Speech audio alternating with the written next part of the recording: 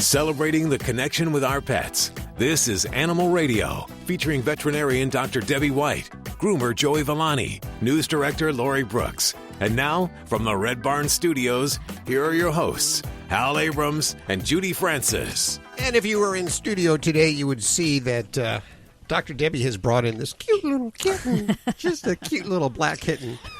Oh, say hi to everybody. Oh, my goodness. Yes, she is adorable, and she's not mine. I know you guys keep saying she's going to be mine, but she's mine for now, so that's good enough. Oh, I would be a foster failure with that little critter. No doubt. You know, I have her for a spell, so just until she gets large enough, old enough that she's healthy, doesn't need a lot of, veterinary care, because, if you're kind of getting a pet from a veterinarian, you want to make sure they're good and healthy, and, I want to make sure everything's good to go. So we're just giving it a little extra time and TLC until she gets to that point. Does she have a name? Does he have a name? You know what? I'm trying not to name her. My husband has named her Moxie. But I keep reminding him that that he's just like so focused on this little one. So yeah, we may be in for trouble. And so this is a kitten for somebody else. Moxie is for somebody else, right? Yes, for somebody else. Around the holidays, there's a kind of, I know you're not supposed to give pets as gifts, but when it is solicited and someone says, will you get me one? So yes, so I'm taking that responsibility to make sure good personality, well socialized, and good health, and all of the important stuff taken care of beforehand. Here, let me hold her. Don't give it to Hal. Big mistake. Have you brushed your teeth yet? Have I brushed my teeth yet? No, Dr. Debbie, because she's... Oh, the cat's teeth. Have you brushed the cat's teeth? Yeah. You know what? I haven't done that yet. So it's been a short while, but I'm going to work on the grooming, so the brushing and the teeth brushing. We haven't quite gotten there yet. We've gotten used to some of the outdoor sound sites, crates and traveling in the car. That's been a big thing where, trying to socialize too.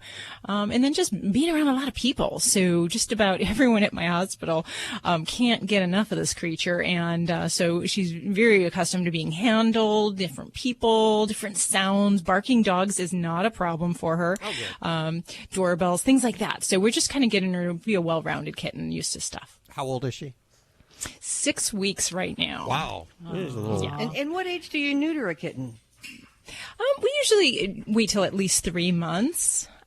So we've got some time. She's still got to get vaccinations. She's got to have some, different types of lab work done.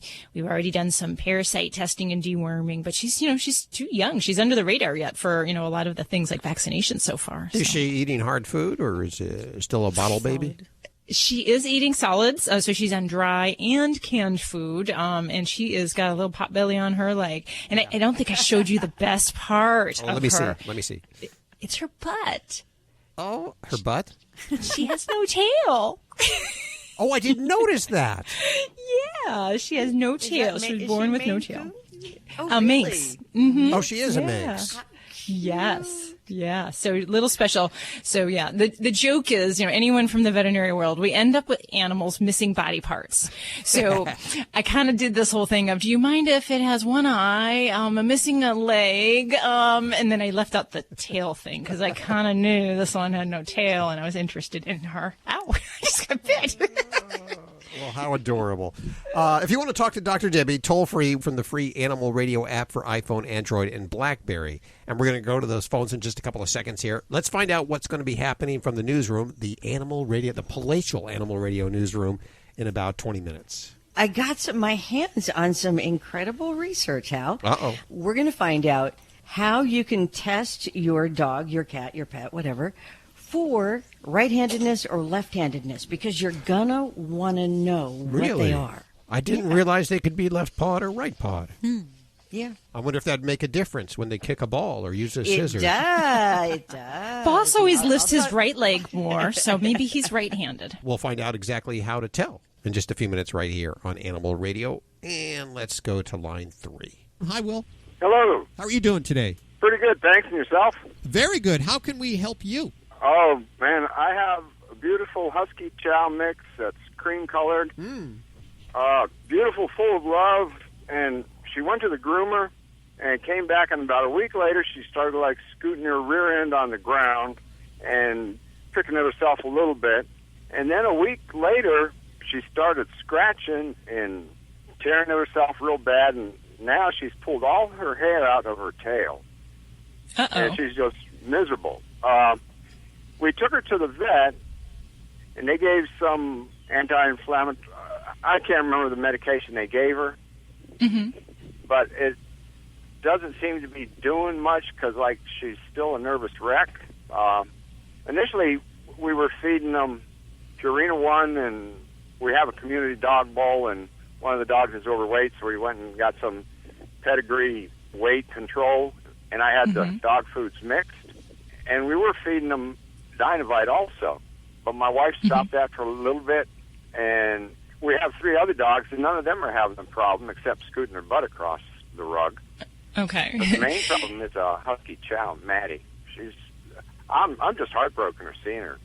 Sure. Now, is she? Does she have her full coat, or was she shaved? No, she wasn't shaved. She was thinned out, so to speak. Are there any sores in the areas where she's chewing? That you said at the base of the tail is where she's kind of focusing. I saw her scratching, and I looked, and she had sores where she had been scratching. We took her to the vet, got an appointment 3 or 4 days later, and the vet found a little bit of flea debris. Okay. Maybe a week before, I had treated her with a frontline flea treatment, but we have no fleas in the house, no other problems. Okay. Because I got to say, Will, when you describe a itching and scratching kind of at the tail base area, that is a prime spot for flea allergy dermatitis in dogs. So that was going to be one of my questions, is what the incidence of fleas is in your area. Because it doesn't always have to be a lot of fleas. It can be just even 1 or 2 that can make a certain pet very sensitive, and they can be miserable with itching. So I would definitely look at our flea control, whether we need to add in any other regimens, even beyond just the front line, to help manage. Because with that kind of a husky chow coat, there's a lot of fur going on in there. So it can definitely be a challenge to find these little critters if they're there. But I would definitely say that would be one of the things I would really focus on there.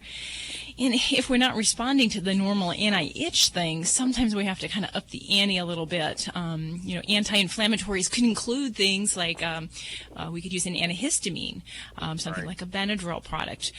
If we're moving to something more of a steroid for that really tough itch, some pets that can be something we need, especially if we've got some flea allergy dermatitis going on. It's a little strange that this kind of came up all of a sudden, and if she's never had any other problems before, I'm a little less inclined to think that this is maybe your straightforward seasonal allergy. Usually pets that have that, we kind of have an ongoing thing, and we can kind of either pick the seasons, or we can see an ongoing problem that kind of waxes and wanes throughout the year. So I would really, really work on that flea control, and check out the other babies in the house too, because if they're harboring the fleas but aren't particularly bothered by that, then you're going to have a losing cycle here if we only focus on her. Okay, but we treat all the other babes with flea control, and we have no fleas in the house. And okay, I've good. looked all over the chow, and there's no fleas. She's an outside dog. She loves chasing squirrels, but I don't know if she catches any. But it just breaks my heart to see her miserable like that. Definitely. And then, if she's not responding to what the veterinarian has prescribed, my recommendation is pick up that phone and get her back there. Because sometimes it may be that we need to either up the ante and try something a little more potent, or we need to get to the heart of it. And if there's other issues going on, say she's got a bacterial infection or some other kind of parasite infection, we're going to have to change our course. So I would want to make sure that if we're really not seeing response and she's uncomfortable, I'm uncomfortable too, just hearing about it. Right. So Yeah. I want to get her some good relief. And then just another sidebar here: if she's an outside dog, we have to remember fleas live outside. So she's still definitely at risk for that. And if she spends time with the indoor dogs, there's still that cross contamination possibility. So we got to kind of keep that in mind as well. So, I hope it's not the fleas; those little miserable suckers. They and in that woolly coat of hers, all of that, it becomes very uncomfortable. So You did mention some food things. I'm definitely a fan of some general skin supplements, feeding a good quality diet. But I think the heart of this is for your situation is I want to really get down to that nitty gritty in that area and take a close look at her rump area, if that doesn't sound too weird. No, not at all. So good luck with that, Will. This is Dr. Debbie. If you got an itch, you want to figure out why it's scratching, and you're a dog, give me a call. Well, I'm delighted to tell you this portion of Animal Radio is brought to you by Red Barn. Now listen up, in just a couple of seconds, I'm going to give you a promo code to save 10% off your next purchase. Now these guys not only support Animal Radio and get behind the health of your pet, they're now in the kibble business. Yeah, your favorite dog treat company is now selling kibble. And I'm looking at the side of the package with the ingredients. The first 5 ingredients feature real animal protein. That's how you know it's good. It's going to satisfy your dog's carnivore cravings. That's because your dog, well, they love meat. And these guys, Red Barn, they love your dog. Now get ready to save 10% anytime you go over to their website. Just use the promo code Animal Radio. That's all one word, Animal Radio, and you'll get 10% off your purchase. Ladybug, the studio stunt dog, loves their treats, especially their chewables, dental bones. She'll play with them for about a half hour or so before she eats it. They make a great chew bone, and they're just one of the great products that Red Barn makes. And you can get 10% off anything Red Barn has over at their website at redbarn.com. Just put in the promo code Animal Radio, and you'll get 10% off your purchase. And thanks, Red Barn, for underwriting Animal Radio. You're listening to Animal Radio. Call the Dream Team now with the free Animal Radio app for iPhone and Android.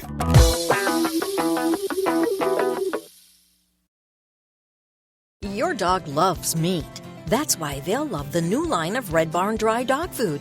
The first 5 ingredients in each Red Barn recipe are meat, fish, or poultry, sure to satisfy your dog's carnivore cravings. The added functional ingredients make Red Barn dry dog foods the perfectly balanced meal for your best friend. Available in land, ocean, and sky recipes. Your dog loves meat. We love your dog. Head to redbarn.com to use the promo Animal Radio for 10% off your first bag. And now today's really funny story. Innocent bystander? I didn't know dogs could drive. It's the Wayne, West Virginia Walmart. An employee's on a break when a car starts inching towards her. Instead of screaming and running the other way like I would have, She assumed the driver maybe was messing with her. until she saw a dog behind the wheel. What do you think, thoughtful innocent bystander? Dogs can be your best friends. In this situation, they can be your enemy, too. The car crashed into the front of the Walmart. Another dog in the passenger seat pushed the car window down to say hi. The owner left her car running. So her dogs could stay cool while she was shopping. The dog knocked the car out of park. Innocent bystander, what's the first thing you'd think if a car was coming at you being driven by a dog? I would laugh for sure, and then I'd be like, oh, wow, dogs can drive. Am I the only one who would run away? This is Animal Radio, baby. Live at the Red Barn Studios. You're listening to Animal Radio. Here's Hal and Judy. Hi, Patricia. Hi. How are you?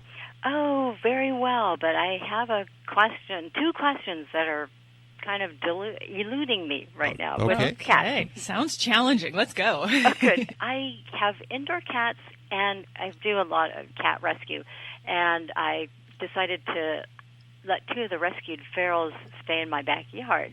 And the first question is, I was told that one of them may be FIV positive. Okay. And now she has turned into a little love bug, and she wants to come in. And she comes up to me and rubs all over me and practically lets me pick her up. So I'm guessing she was somebody's pet and kind of reverted to a feral mindset. And now that she's had a place to be settled and good people taking care of her, she's going back to being friendly. But when I open the door, she tries to run in. And she knows what's good, man. She's on her way. would it be a bad idea to let her come in if there is an FIV positive test? And the other piece I'll throw on there is that I think I heard that if they have had a vaccine for FIV, that their test may come up positive. But I'm not sure about that. Yeah, and that kind of comes to like why we have the suspicion of FIV, which is also really known as feline immunodeficiency virus. So it's similar to kind of like the HIV virus in humans. So FIV in cats, yes, we can get some false positives basically from a cat that's previously been vaccinated. If we do get a positive test, there are some confirming tests we can do to kind of reassure us. So I guess the big thing is, what's the risk with bringing this kitty into the home? Well, for FIV, it's typically spread through bite wounds between cats. So cats that live outdoors, that kind of have that fighting lifestyle, especially the male intact cats, they're the number one carriers of FIV. And in fact, 4% of outdoor feral cats are positive for FIV. 4%? So, wow. Yeah. So if you want to make this kitty an indoor cat and you have existing cats, there's a slight risk of acquiring that inside the home. Now, if they fight and this cat bites yours, absolutely, we can contract FIV that way. But through casual contact, drinking out of the same water bowl, grooming behaviors, there's really not a high risk of transmission of the virus, fortunately. So, this might be a dual win-win in, not only rescuing this cat, but helping save some of those other ferals out there from becoming FIV positive if they're not already. Yeah. But, there's that slight risk for your kitty. So I would say, you kind of have to recognize that and know your cats and see how they interact, whether or not this is a risk you'd want to take. Okay. Well, I really appreciate the information, because now I feel like I can make an informed decision. Good luck with that. I know how tough it is with ferals. We've brought in a few ferals ourselves. You're listening to Animal Radio. Call the Dream Team now with the free Animal Radio app for iPhone and Android. Hello, Animal Radians. It's Robert Semro, your Pet World Insider, here with this week's Animal Radio list, 5 advantages of adopting a senior pet. November is Adopt a Senior Pet Month, and there are so many reasons to take this cause to heart. Every pet up for adoption needs a forever home, and there are some really important and gratifying reasons to adopt a senior pet. So let's begin with one that can be very important as well as convenient for those with a busy lifestyle or someone wanting the transition to be a very smooth one. Training a young pet is a task, and one that is often filled with tests of patience, will, and intelligence. Senior pets are often already trained, have routines, and or have good manners. Yes, they may have a few mannerisms that you may need to redirect or retrain, but the chances are that you will find a senior pet has a strong foundation for you to work with. And before anyone tells you that old dogs and cats can't learn new tricks, that's absolutely false. Next up is the reality that they have likely adjusted to being alone or on their own for extended periods of time, and are already adept at finding peace in that alone time.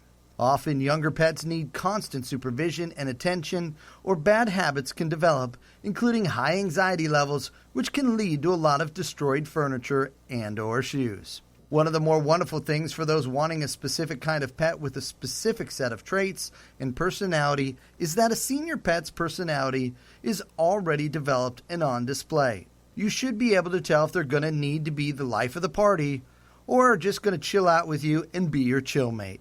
This can be a huge advantage as you can determine how they will fit into your lifestyle and, just as important, how you will fit into theirs.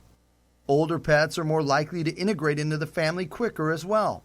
They don't have to be taught the value of a loving family.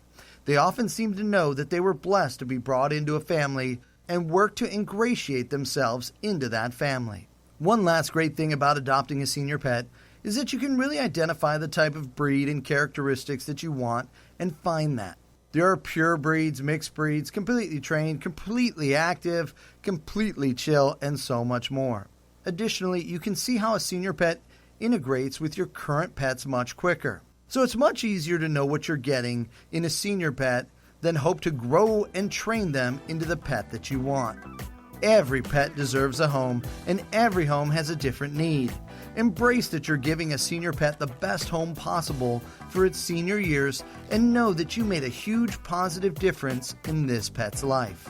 It'll be rewarding for both you and your senior pet. Share your senior pet tips on our Animal Radio Facebook page.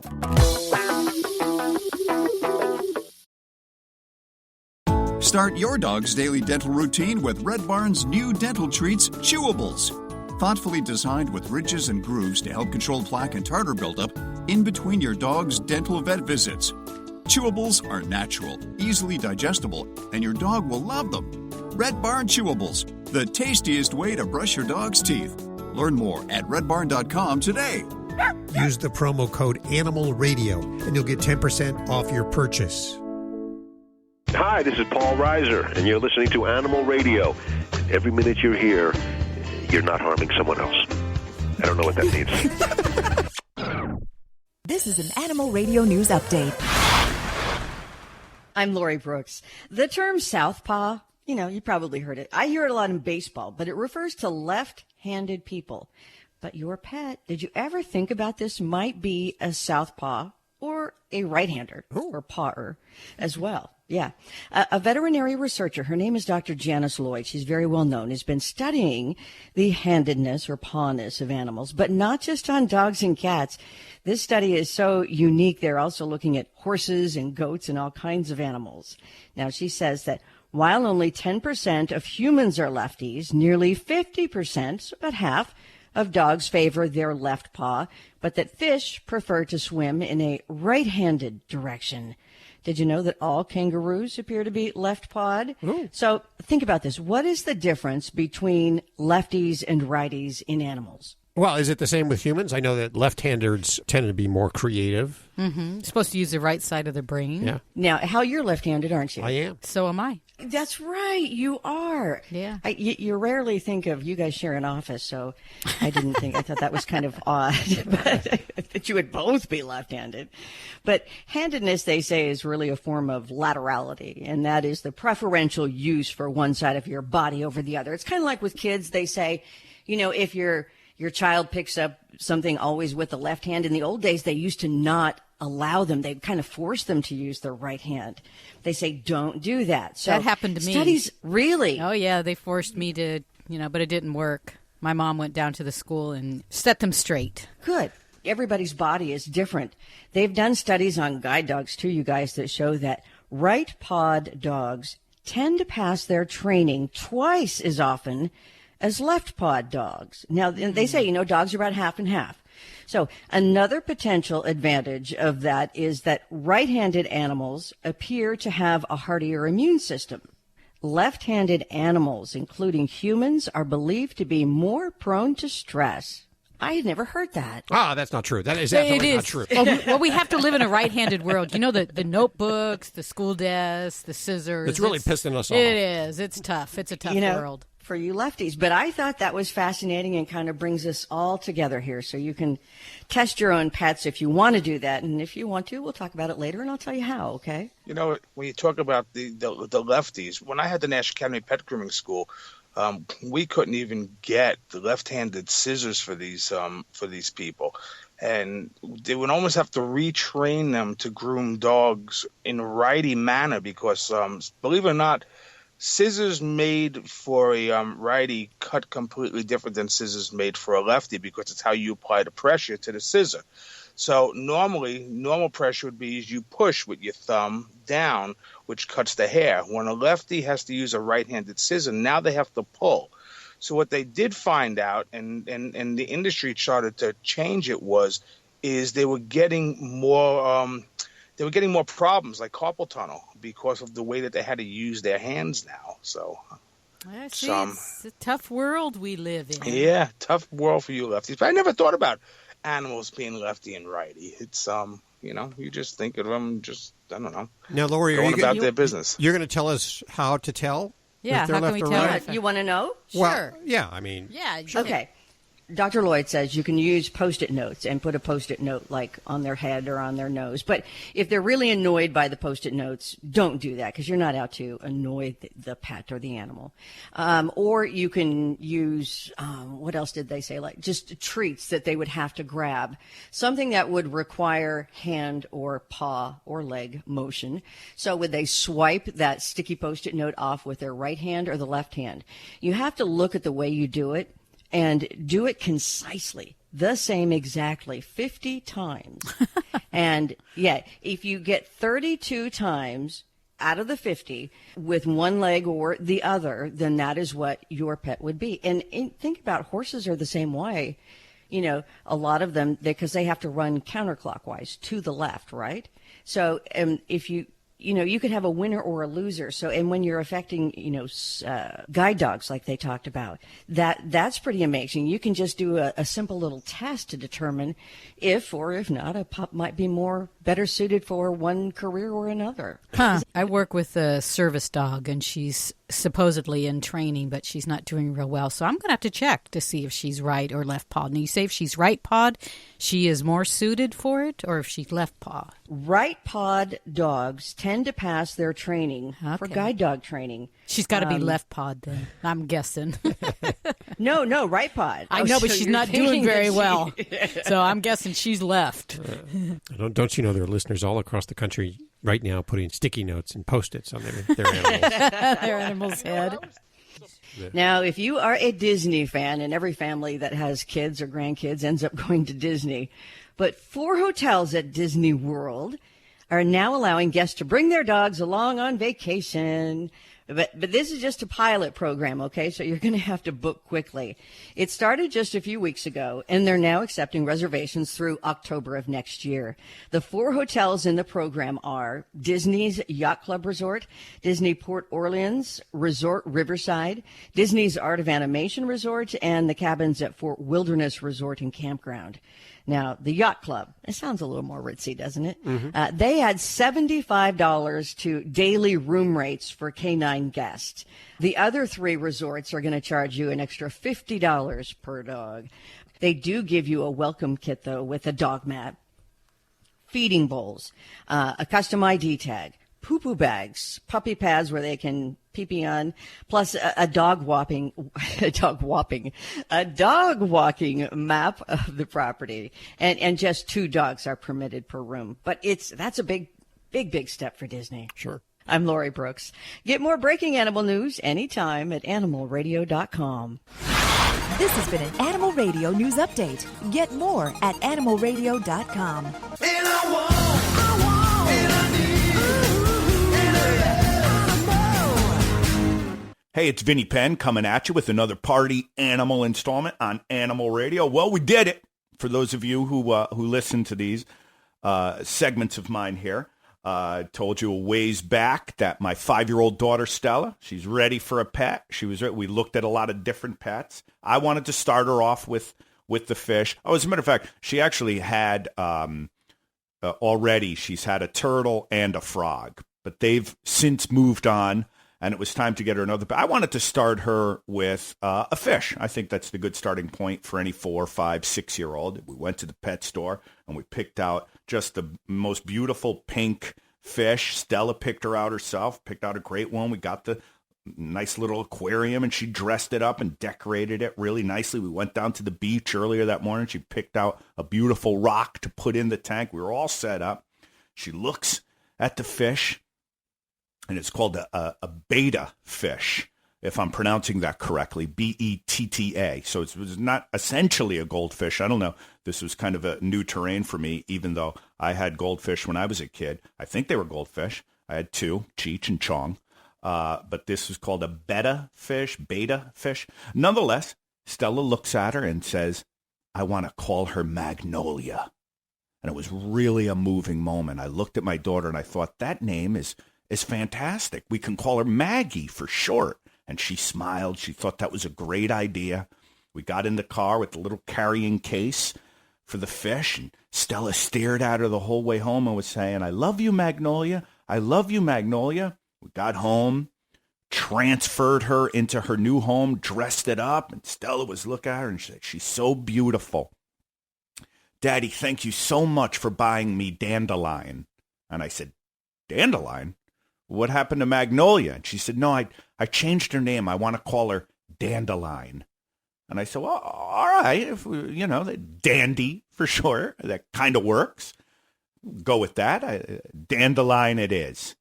Not too long afterwards, one of my aunts comes over. First thing Stella wants to do is take her to see the fish. She says, you got to come with me. You got to come and see my fish. She runs over to see the fish, and I hear my aunt, who's 91 years old, say, "Hey, that looks just like Nemo." Wah, wah. Magnolia, who had become Dandelion, had now become Nemo. So I have to sit Stella down and say, "Stella, look, we can't keep changing the name. It would be like all of a sudden today if I just started calling you Sarah." To which Stella replies, "I like that name, Sarah. I go to school with a Sarah. I want to name the fish Sarah."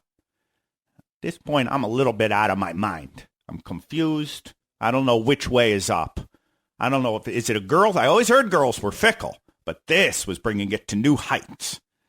Suffice it to say that this morning, as I'm leaving to come and cut these segments, I say to Stella, I'm going to go and talk about Sarah the fish today.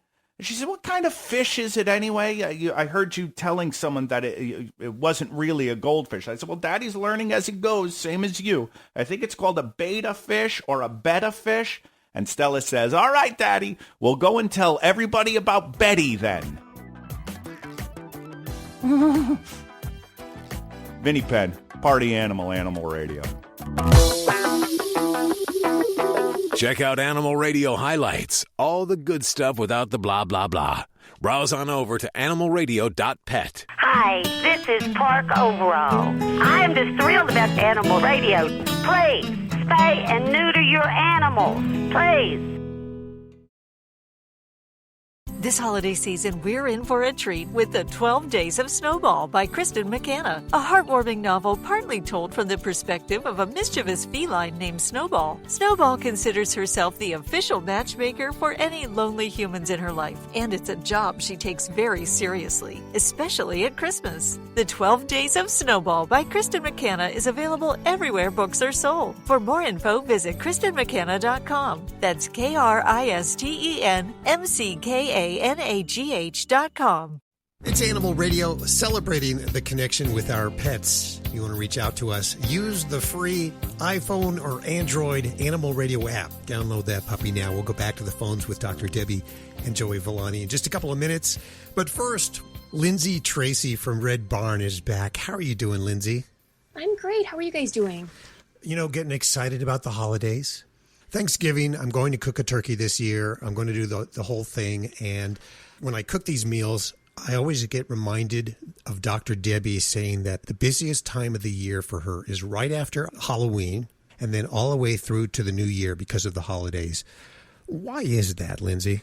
Well, I would guess that, everyone's at home cooking and their furry friends are sitting by them smelling this delicious food. And of course, it's our instinct to think, hey, I'm going to give my dog some human food. Right. Or even, leftover bones. So, I just want to remind everybody, though, that the dogs aren't used to the table scraps. This could cause some vomiting or diarrhea, intestinal issues. Also, raw bones, pre-cooked, could be a risk of contamination, causing some food poisoning because of the bacteria. Oh. And then also the cooked bones, so poultry bones, your chicken, your turkey, even pork rib bones are pretty fragile. They could splinter and cause some choking or damage to the digestive tract. So you just want to really be careful about what you do feed your dog. They really rely on that routine feed. So I would recommend that you look for a chew option sold in a pet store or online, or something that is safe for them to chew on while you're enjoying your turkey. Well, it's a special time. We have special food. It's not, we don't have turkey all year round. And we want something special. We want something special for our pets. So what are some other options that we can do instead of giving them all that fatty food? Oh, that's a good point. So first and foremost, I think chews in general are a difficult subclass to shop for pet owners. So first you want to think about, okay, what does my dog like? Or what is their chew capacity? Do they want a light chew, which would fall into maybe an esophagus stick or pork skin, so it's a quicker chew? A moderate chew could be maybe a glazed beef cheek. This could mimic that gravy type of food that you're eating. A glazed what? It's a glazed beef cheek. So it's actually the cut of a cow on their cheeks. Okay. And it's a softer, less dense material. It's still hide, but it's a cheek, so it's quicker to digest in their digestive tract. You know, Ladybug loves the chewables, and every day Yes. she wants one. And she goes through one, but she takes like a half an hour, 45 minutes. It's a whole process, and she has a lot of fun. Well, she has to play with it for 10, 15 minutes first. And, you know, I feel okay about it. I think it's a good treat, and I know that's because you take a lot into consideration about the health of pups when you create a new product. What are those things that you do take into consideration? First and foremost, we always consider the animal's oral and gut health. We always choose the most wholesome and unique flavorings. We always are targeting natural, and then kind of the buzzwords out there, the no corn, no wheat, no soy, gelatin. We always want it to be fully digestible and really safe for the pet. And we also make sure before it goes to market that we all give it to our own animals. We use third-party labs to make sure that we complete digestibility testing, palatability testing, acceptance, stool testing. So we're really particular about what we take to market. I heard, now you have to confirm if this is true, I heard through the grapevine that you've released a new air-dried dog food. That's right. By the end of December, we should have that nationwide. We're really excited about this launch. And of course, I've been testing it with my dogs for the last year and a half or so. And this is one of my favorite products that we've ever brought to market. I don't know what that means. What is air dried? Isn't all dog food that's kibble air dried? Ooh, that's an interesting question. So let me talk to you a little bit about this process. So it's pretty different from how kibble is extruded. So basically what we receive is a frozen block of raw meat. We mix that frozen raw meat with additional vitamins and minerals and natural preservatives. We cut it into small cubes, and just think about you being in your kitchen. We put those small cubes on a tray and we put them into the oven. So they're slowly oven roasted, gently air dried. Sounds delicious, right? I was going to say, you're making me hungry. Exactly. And we do this because it really enhances the flavor. We've really nailed down the texture and the density. And then after it comes out of the oven, we package it. So there's 3 different proteins that we're using right now: beef, chicken, and fish. So what we've done, we've spent the last few years making sure that we have the best taste, the best texture. Our beef collection includes beef, lung, and liver. Chicken, we have real chicken, and then we have real ocean fish. Depending on what we needed for the texture, we added some miscanthus grass, some coconut flour, some flax seeds. So really, this is 90% plus pure protein. Do you have to use it air dried? You don't have to use it dried. Some of our customers like to rehydrate this with water or even bone broth. Customers are also using this as a training treat. Of course, we talked about it being a topper. So you could use that on different textures of food if you wanted to. Also, for an extra boost of energy, remember this is high in protein. So if you're out hiking or you're on the go or something, of course, because this smells so good, your pet's going to react to it. Oftentimes in travel scenarios, they don't want to eat their regular kibble. So this is a great way to spoil them a little bit on the road. Oh, I always have that problem. My dog doesn't eat when I travel, but that would be a good enticer. She couldn't turn that down. Exactly. Your dogs are lucky dogs, aren't they? Well, they do get to try a lot of different things, that's for sure. Who do you have at home? I have Pudge and Peach, and they're looking at me right now. They're both rescue dogs. One of them was from Illinois, and one of them from Texas. Both found on the streets, and now they're my little prince and my little princess. Oh, wonderful. We'll give Pudge and Peach a big old hug from all of us here. And thank you so much. Have a wonderful holiday, will you? Thanks. You guys too. Lindsay Tracy from Red Barn. Visit the website. It's redbarn.com.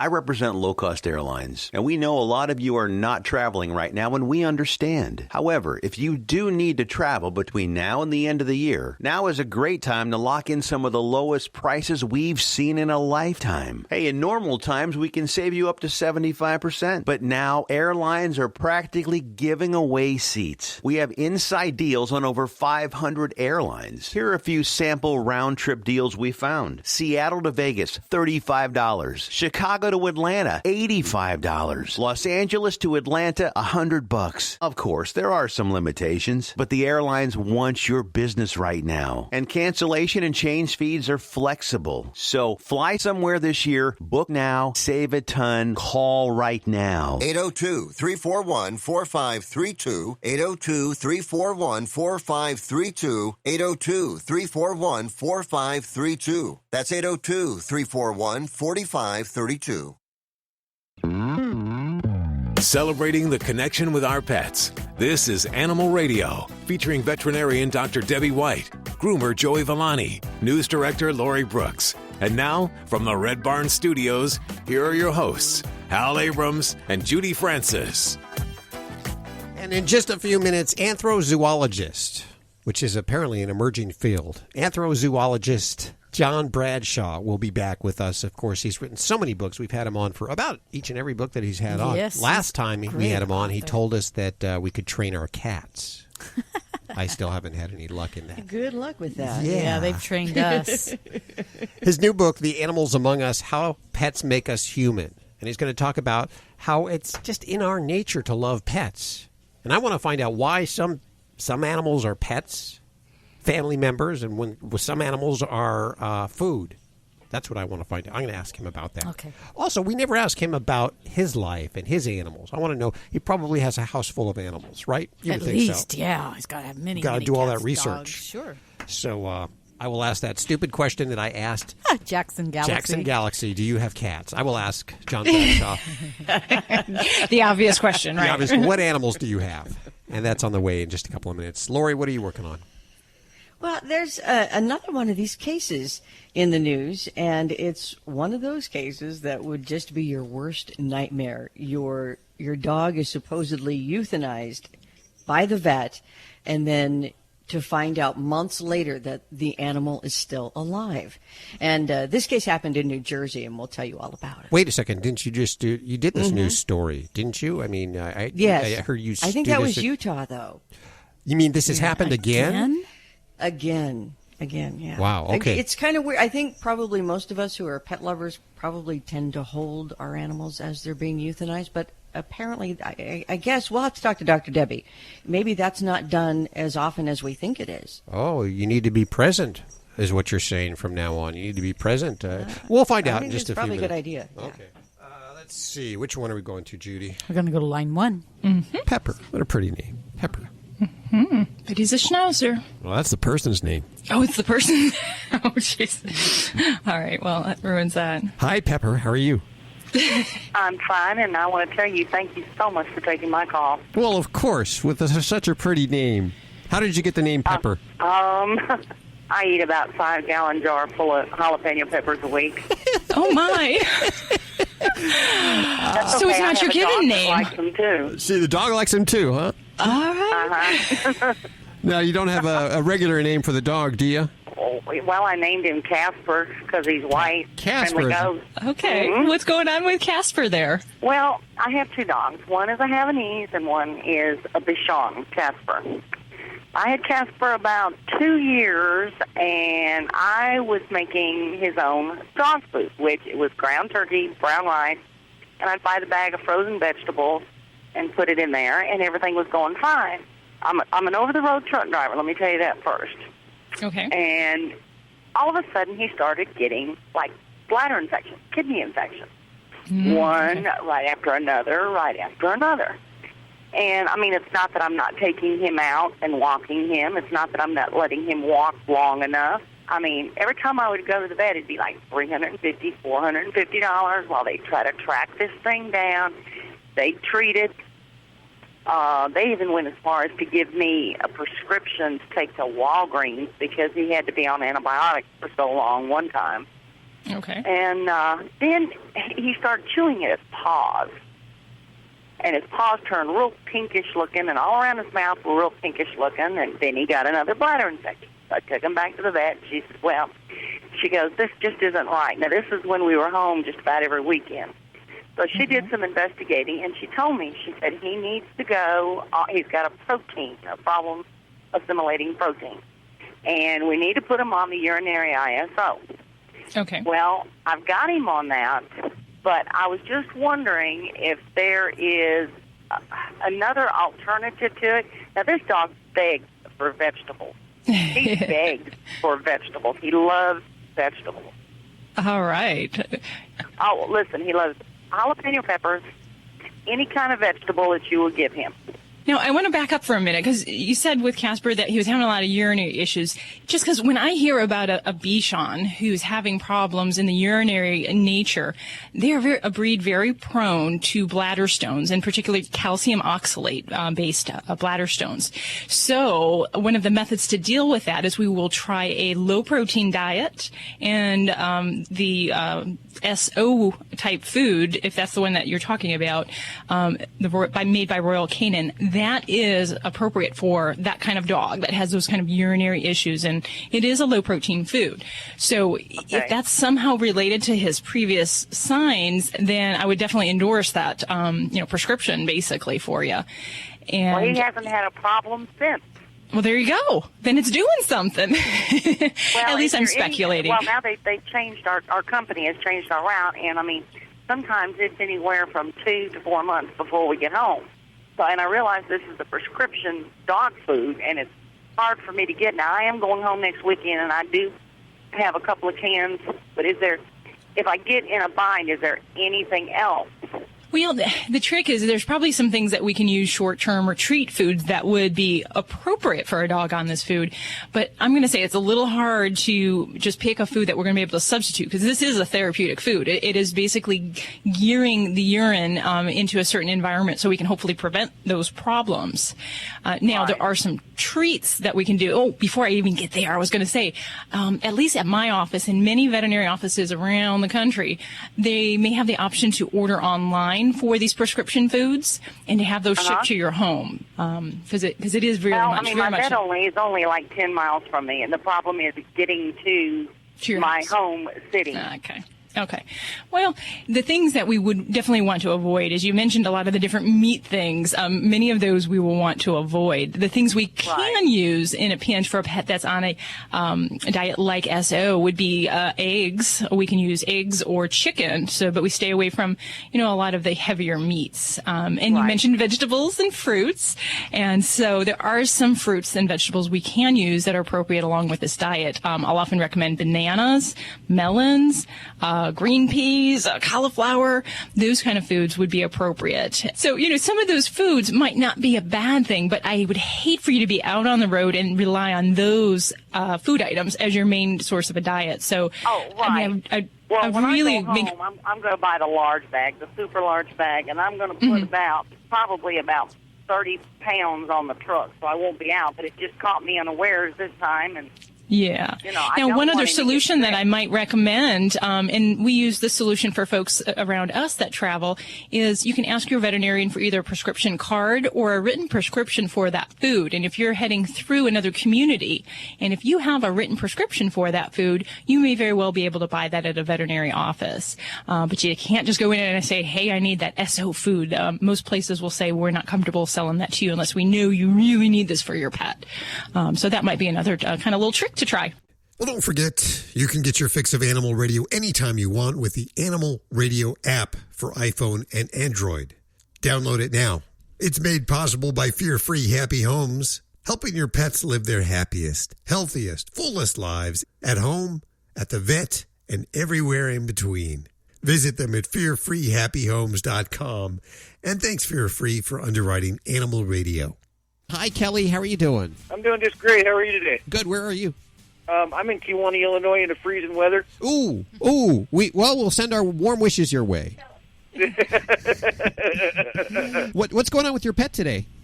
Actually, it's nothing is going on with my pet. It's some stuff that we've heard about, and I listened to you last week, and you talked about it a little bit. But Dynavite, it's got a website, Dynavite.com. And my question was this, is we feed our dogs what is called Nature's Recipe, and we get it from PetSmart, and it's a very good dog food. We use it here at the studios. It's good stuff. Right. Yeah, it's a very reputable brand. They say that the Dynavite is supposed to be really good. It gives insights and all this stuff. So does the Dynavite for starters, does it work? Is it true what they say? Because it's pretty expensive. And does it take the place? I mean, can you actually feed your dogs, per se, junk, lower quality dog food if you're feeding them the Dynavite? Okay, some good questions there, Kelly. And the first thing is, I'll be honest, I am not on the Dynavite bandwagon. I'm a little bit concerned about any product that makes such grand claims that it's going to cure allergies and all of these type of things. Right. So can you feed a bad food and make up for it with a supplement? No, you cannot. And just like with people, if you don't eat a good balanced diet, popping those vitamins every day does not make up for that. The same thing is true for our pets. So, if you've got a good quality diet, I believe that is the heart of the nutrition question here. And then, there are supplements we'll sometimes add in. So I'm not opposed to trying a supplement for the benefit of, fatty acid supplementation, or maybe a pet that might have skin problems. We might look at some zinc supplements, things like that. So there may be pets that benefit from this, but I would definitely run away from any product that tells you that it's going to be a cure-all. And that's, just my honest opinion with that. Have I used it on my own pets? No, but I feed them a good diet, and they get their fatty acids every day, and I try to stay on top of their medical problems in that way. What you're really saying is that it's the fail-safe of all times. Is if it sounds too good, it's too good. Yeah, it's kind of goes like snake oil salesman there, and like I said, there are definitely some pets that may benefit from it, but the cost, the expense, and I just can't put my heart behind a product that really claims to cure something such as allergies, which is really an immune system kind of wiring that individuals have, and you can't fix that with a supplement. And if your pet's doing well and he's thriving on the diet, then I wouldn't have any cause to go looking elsewhere there. You're listening to Animal Radio. Find us at animalradio.com. Log on, learn more.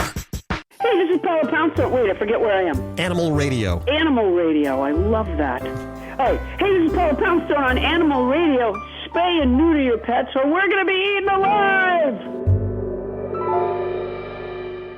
Well, this portion of Animal Radio is underwritten by Kensington Books. This holiday season, curl up with the 12 Days of Snowball by Kristen McKenna.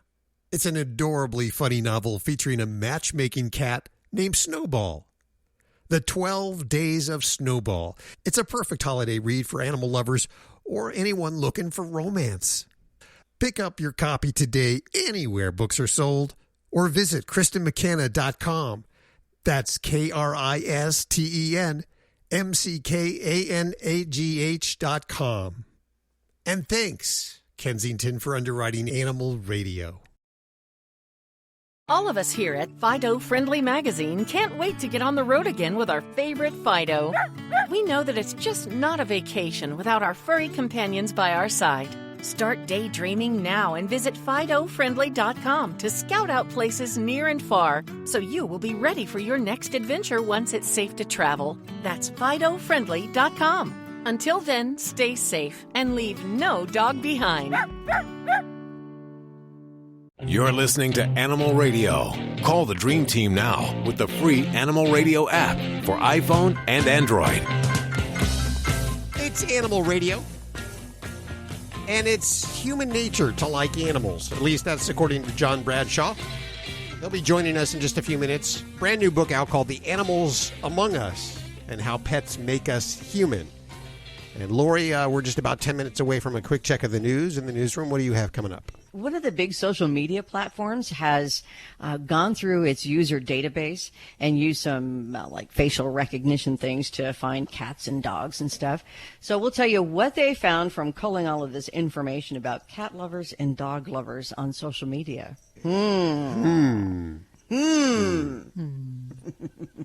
Hi, Leslie. Hi, Dr. Debbie. How are you?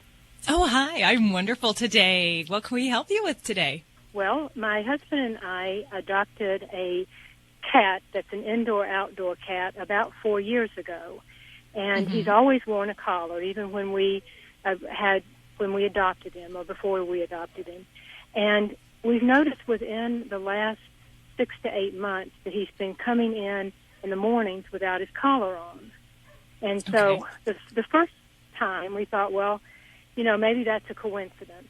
The second time we got a little suspicious and thought, well, maybe one of the neighbors is concerned about him wearing a collar that has to buckle, and so they're removing it. Then the third time that we put a collar on, we used the breakaway collar, and he came in last week without his breakaway collar on. And so we're concerned that, well, we'd like for him to have a collar on with a bell so that we can hear him when he comes in and out of the house. And we think that that's a good idea for him to maybe, so maybe the birds and the animals can hear it, and he can, the birds will get away from him. So we're just wondering, what should we do about this? Well, it's kind of a tricky situation because, and I've had some cats in my lifetime that have been able to get out of breakaway collars in an indoor situation. So that's what they're designed for. I can't explain why the other collars came off, but I'd be concerned. We do like to have ID on our pets, especially if they're going outside.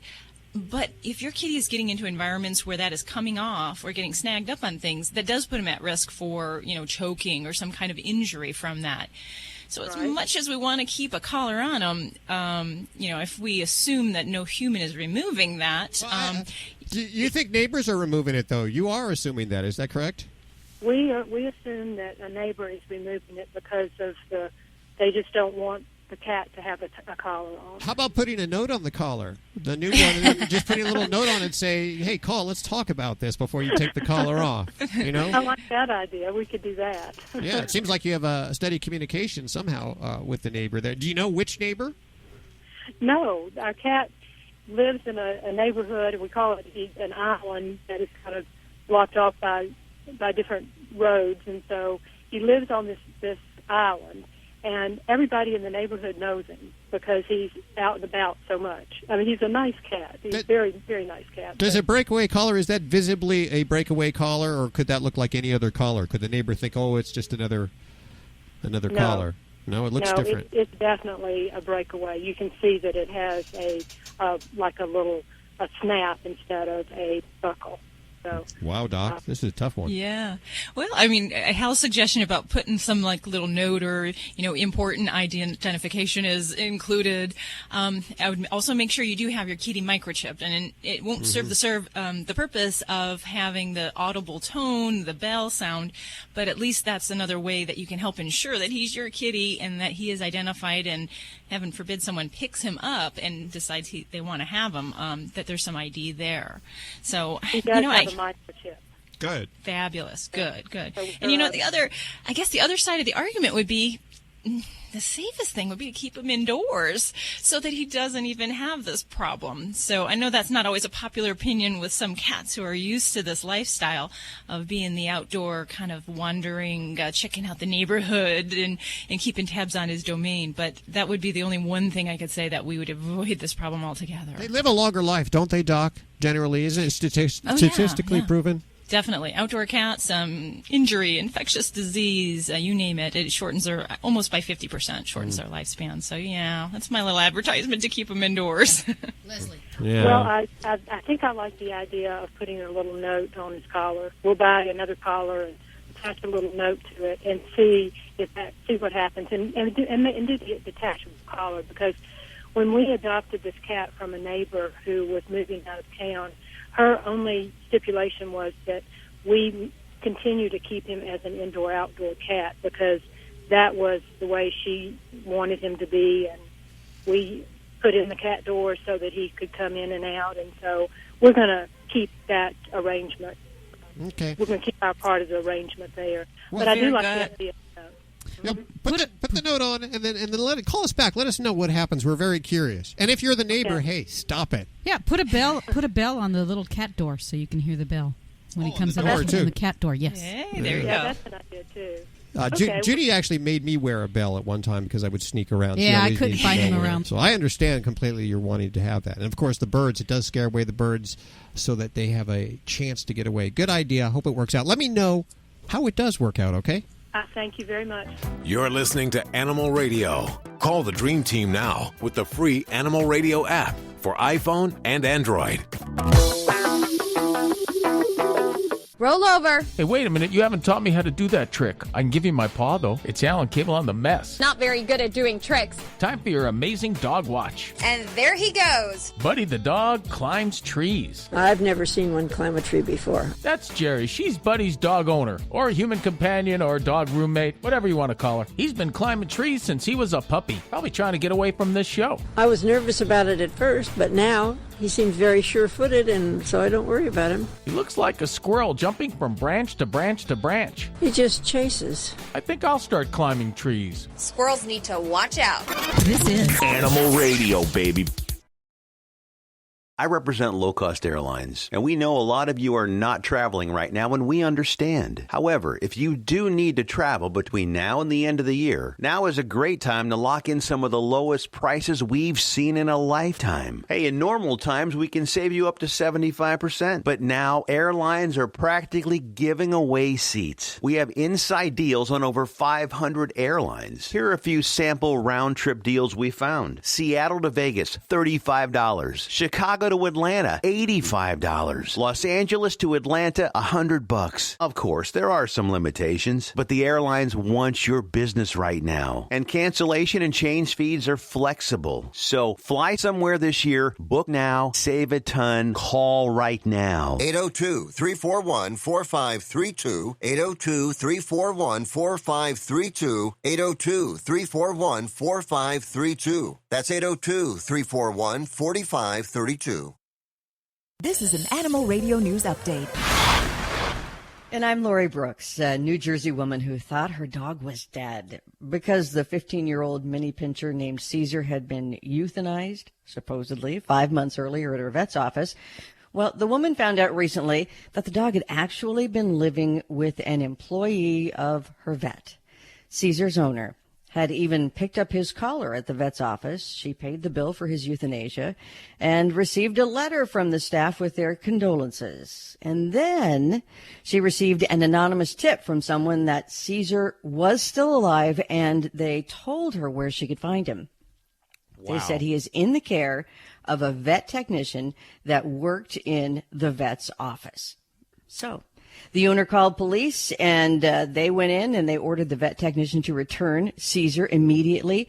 But this is the part that just rips your heart out. The vet tech supposedly wanted to, a chance to make Caesar better, and it wasn't going to happen. But the vet said, sure, okay. The vet, by the way, no longer works there.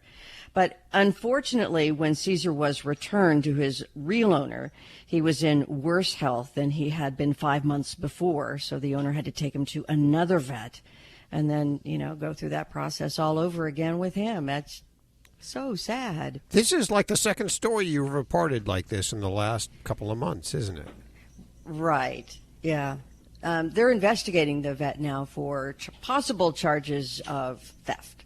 Yeah, among other things. You know what's right. They actually sent a condolence letter to They sent a condolence letter. They charged her for the exam. Wow. For which they said that he was, going downhill and deteriorating, that the best thing to do would be to put him to sleep. She said okay.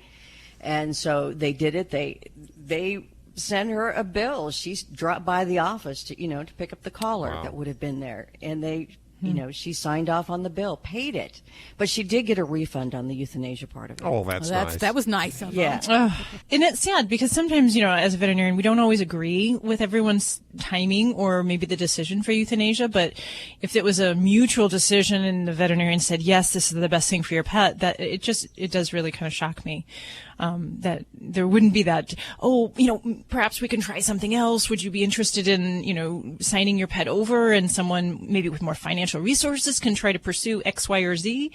But if that wasn't the case, that is just staggering. Yeah. Well, good to know that the doctor is no longer working at that clinic. Yeah, but he's probably somewhere else. Yeah, well, his license should be revoked.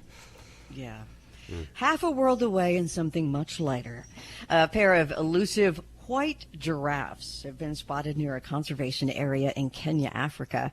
White giraffes are very rarely spotted in the wild. I mean, I guess you would just know because of that big old long neck and that gorgeous head and big eyes that they have. But this conservation group said it's aware of only 2 previous confirmed sightings of these white giraffes, and that was in Kenya and Tanzania. The giraffes appeared to be what they call leucocystic, not albino. 2 different things. So they didn't have pink eyes like an albino would have, but all 4 species of giraffe have now been classified as vulnerable, meaning that they're now considered to be as threatened as African elephants. Now, we all know, especially after all of the fake news debacle and scandals and investigations, Facebook is really all about the data, right? And they have jumped into this dog person versus cat person debate and, seeking more information because they can target their ads better to you if they know if you're a dog person or a cat person. So through its data department, Facebook combed through its user database collecting information on 160,000 users in the U.S. who shared photos of cats or dogs or both. And they didn't snoop through your pictures, but I guess they could. They own the platform. But they used object recognition technology to identify photos. And here's a little bit of what they found. Dog people on Facebook have more friends. On average, dog people have 26 more Facebook friends than cat people. Now, how we did that right-hand, left-hand story earlier, you're a left-hander. Yes. You're also the cat guy, so I expect you to stick up for your species here. I do, yes. Cat people are 2.2 times more likely to friend other cat people, and that's more than dog people. So I guess cat people are more cliquish. Dog people, though, are more likely to be in a relationship. 30% of cat people, though, are single compared to only 24% of dog people. And while dog people tend to like love stories, whereas cat people, they are more into sci-fi and fantasy when it comes to movies. And I totally see that. I see cat people as more Star Trek and that kind of stuff. So they said that dog people tend to like movies like The Notebook, Dear John, 50 Shades of Grey, and Pretty Woman. Cat people are more into movies like Terminator 2. Oh, I loved Train Spotting. Oh, yeah. Great movie. Clockwork Orange and Alien. I'm Lori Brooks. Get more breaking animal news anytime at animalradio.com. This has been an Animal Radio News Update. Get more at animalradio.com. You're listening to Animal Radio. If you missed any part of today's show, visit us at animalradio.com or download the Animal Radio app for iPhone and Android. It's Animal Radio, celebrating the connection with our pets, and we welcome back to the show. Always fun to have him on the show, John Bradshaw. Hi, John. How are you doing? I'm great, thank you. Where are we talking to you today? You're in the UK, across the pond? I am indeed in the UK. Well, you have a book out. It's called The Animals Among Us, How Pets Make Us Human. 20 years ago, they were in the backyard, they were in their little doghouse, but now they are a family member, and we treat them like a family member. Yeah, and I think that is actually something that's really quite ancient. If you look at anthropologists have looked at societies all over the world that have been discovered both in the 19th and 20th centuries that were kind of emerging from the Stone Age, and they found that all of those societies pretty much worldwide had pets. Now, they were not conventional dogs and cats or anything like that. Obviously, they hadn't had access to those. But what they had done was take young wild animals out of the wild, adopted them, and treated them as family members. So this is not just something that's emerged in Western society over the last half century or so. It is actually something which has been going on in various ways and various forms for tens of thousands of years. And so that's why I think it's a really intrinsic part of human nature. It's something that makes us human. So why did we choose to make some animals our pets and bring them to our homes, and other animals we choose to eat? Well, that I think is a very cultural thing. I mean, that varies in different parts of the world now. It's varied across history. I mean, there are some parts of the world where dogs or some kinds of dogs are considered to be perfectly acceptable as food, and many parts of the world, the United States included, and UK as well, where that's an absolutely abhorrent idea. It's thought of as disgusting. So it's not so much the animals themselves. Those, I think, just have come on different journeys to where they are now. But which animals we choose to eat, which animals we choose to regard as family members is something that we just grow up with. We learn it from our parents and from the people around us. Oftentimes the animals, they don't go out and work, they don't bring home a paycheck. Why do we spend so much time and energy and love these animals, even though they're unproductive members of society?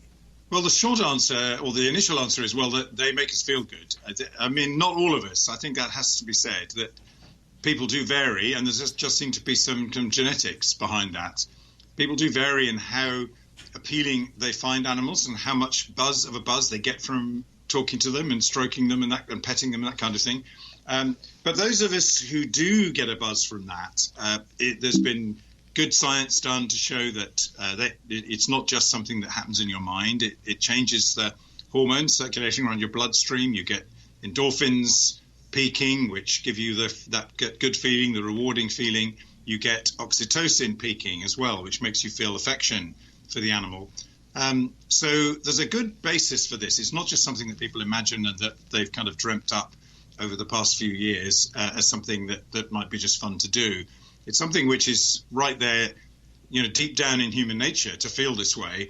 What I think is interesting is, why do we feel this way? And I think that's why do we evolve this thing, which is not going to benefit our fellow humans? It's only going to benefit the animals. And I think that is why we loving and feeling affection for animals is such an intriguing part of human nature. Yeah, I don't understand. I'm a big animal lover, pet lover, but one of my children is not. I just don't understand that. I thought it would be passed down. My daughter grew up with animals, but she just doesn't have the same passion I do. Well, there is evidence that it's genetic, but that maybe sometimes those tendencies don't emerge until adulthood. The way that children, whether the children copy their parents or kind of go against them, is a very complex issue, and it doesn't just apply to animals; it applies to all kinds of aspects of bringing up kids. But when people have looked at adults and how well they feel about animals, the two main influences seem to be, one, the kind of things that those people have encountered in their lifetimes since they became adults. So if they've had good experiences with pets, or they've known other people who've had good experiences with pets, then they tend to feel well disposed towards animals in general. But also there is a genetic influence which comes through from the parents, but it could of course just be the one parent. So you're going to get an amount of variation. We are with Anthrozoologist John Bradshaw. We're going to take a quick break. When we come back, we'll find out more about the animals in John's life. Attention sports fans, now you can watch every football game you want all season long without leaving your home with Dish for about $50 a month. Compared to your cable bill, you can save almost $600 a year. Call right now and sign up for Dish and watch every football game you want. With Dish, there are no boxes to pay, plus get free installation as soon as tomorrow if you call now. And with Dish Anywhere, you can watch your favorite sports and channels on your smartphone, tablet, or laptop. Be one of the first 100 orders right now and get a free voice remote. Don't miss a single football game all year long and save a ton of money. Get a free voice remote and free installation as soon as tomorrow. But you gotta call All American Dish right now. 800-380-4452. 800-380-4452. 800-380-4452. That's 800-380-4452.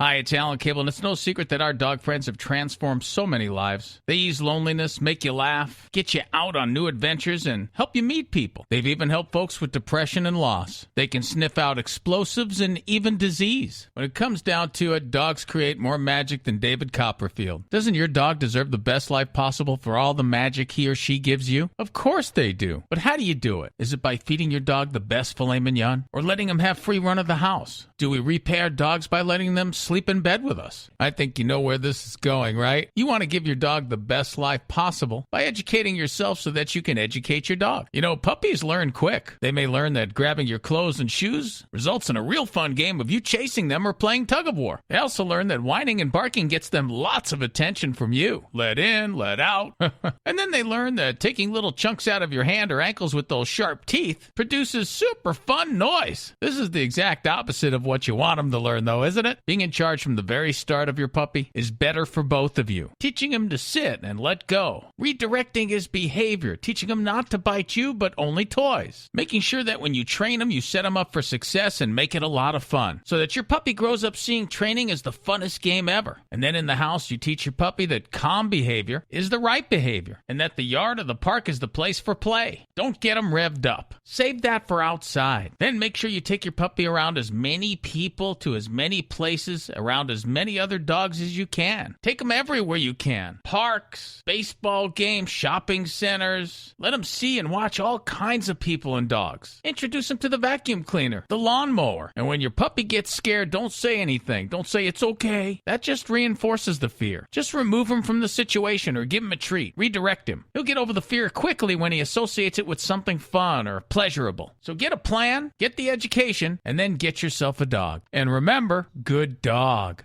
Live at the Red Barn Studios, you're listening to Animal Radio. Here's Hal and Judy. We are with Anthrozoologist John Bradshaw. Well, I think about my parents, and they look at me and they say, "You're devoting your life to animals, Hal. You're spending all this time putting together a radio show about animals." They don't get it. You know, they never had that connection with an animal. It seems like I fell far from the tree somehow. Yeah, well, it is a lot about experiences. I think, whether people turn to really becoming animal lovers when they become adults, a lot of that is about experience. And it's not simply about the family you grew up in. I mean, I think the actual family environment that you grow up in it's suggested that really there's no influence of that. Whether your parents actually had pets or not, it doesn't seem to affect whether you like them or not. What about you? That's interesting. What do you have? Do you have a dog? Well, right now I don't have any pets at all in the house. Really? And the reason for that is we look after our grandkids a lot, and one of them is very, very allergic. So we couldn't look after him if we had animals, and so we have a lot of cats. They just died of natural causes around the time that he was born, and when he's a little older, we will get some more. But I've had animals since I was in college, so 45 years. And I really wouldn't be without them. But also I think, from my own perspective, I'm not so keen on them that I can't live without them. I've studied them, but my interest is also coming from studying them and trying to work out what it is about animals that is so appealing, rather than simply indulging myself in them. Sure. Do you think new parents should always consider bringing a dog or a cat or some kind of animal into the household to show their children empathy? It's also supposed to help them with allergies and become less allergic to animals if they're exposed to them as children. I heard that infants. too. Yeah. Yeah, I think there are benefits to whether they, what the kinds of things that we expose our kids, the kind of allergens we expose our kids to. Particularly in the West, where a lot of the environment is pretty sterile. Apartments and houses, we keep them very clean. We use a lot of disinfectants and so on, in a way that our ancestors did not. They didn't have access to those things, and so our children are not exposed to all sorts of allergens, which our parents were exposed to. So I think that most pediatricians would argue that that's a good thing. Not all of them, but most of them would. From a sort of more of a psychological and developmental point of view, there really isn't, unfortunately, although it's been widely believed that pets help children to get on better with other kids. That does actually not seem to have been borne out by the studies that have been done. What has emerged is that it helps them to understand life, and I think that's an incredibly important message for children nowadays. They encounter animals, they encounter almost everything through screens in a way that we didn't, our parents didn't, and that you don't get the full essence of anything through a screen. You get a pre-digested two-dimensional picture of it, whereas I think it's very important that kids grow up knowing what life is, that living things are not simply something you can switch off when you get bored with them, that they're 24/7. They need you need them. Sometimes they're great and cute, and sometimes they're messy and annoying. And that's a great life lesson to learn that not everything, you can't expect anything that's alive to be perfect all the time. So, and I think in broader terms, if we expect the next generation to protect the environment for animals and for themselves, if they don't really understand what an animal is in glorious 3 dimensions and all the smells and everything else they have, I don't think they're going to be motivated to do that. It's an incredible book. It's called The Animals Among Us, How Pets Make Us Human. The author, John Bradshaw. I have 10 copies to give away right now. If you're not lucky enough to get on through, head on over to your favorite bookstore or Amazon and order it up. The Animals Among Us. John, thank you so much for hanging with us today. It's been a great pleasure. Once again, it has flown by. If you need your fix during the week, visit us over at animalradio.pet or download the Animal Radio app for iPhone, Android, and BlackBerry. Have yourself a great week. Bye.